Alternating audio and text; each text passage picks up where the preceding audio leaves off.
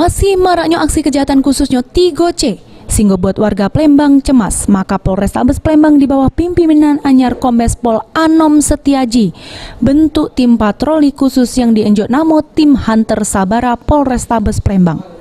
Di mana tim hunter yang dibentuk oleh Kapolrestabes Palembang berjumlah 90 uang dibagi jadi 3 tim.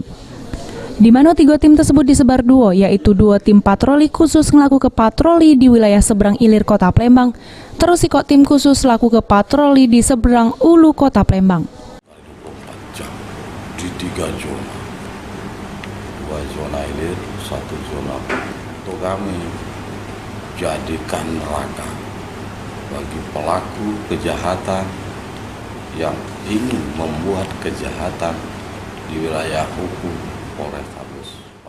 Kegiatan patroli yang dilakukan oleh tim Hunter Sabara Polrestabes Palembang dilakukan selama 24 jam, khususnya di tempat rawan kejahatan kota Palembang.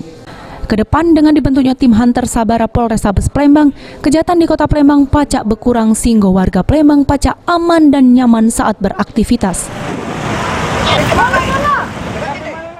Abidin Riwanto, PAL TV.